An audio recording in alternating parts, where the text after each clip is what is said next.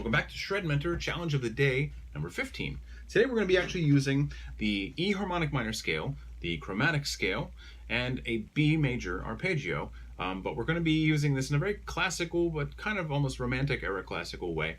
And there's actually even going to be a little bit of hybrid picking. All right, so here's the basic idea, starting with some pedal point.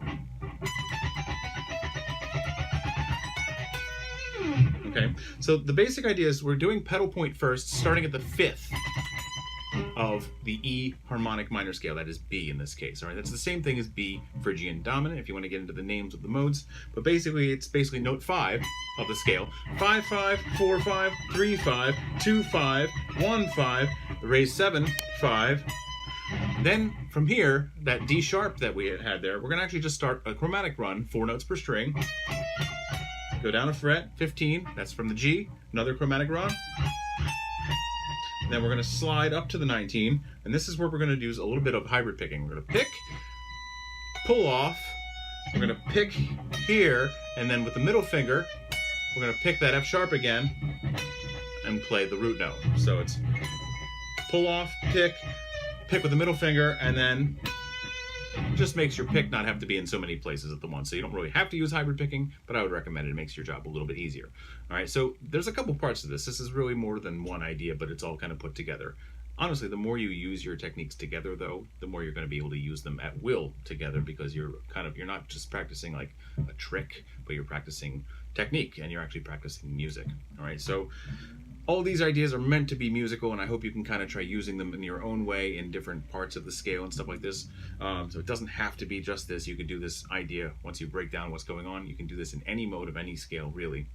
You'll get different kinds of moods out of it, all right? Modes create moods, right? So here's our basic idea again. So let's kind of just work on the pedal point part, okay? So, okay, so just having that part, just that, since it leads back into that note, I would loop that part a few times by itself, just.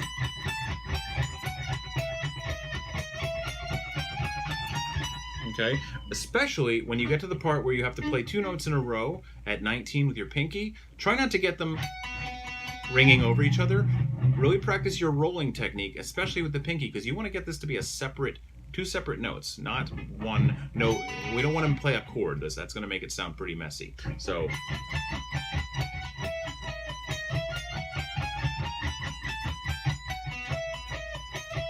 So as you notice, I just played it as a chord. It's a little bit messier that way.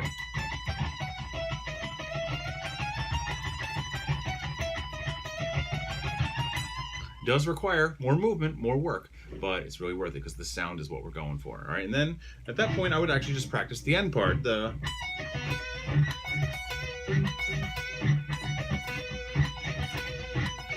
And just practice getting your middle finger of your picking hand to come in right on that that last F sharp before the final note. So it's kind of down, pull off, down, upstroke with the middle finger, down. All right, and then all together.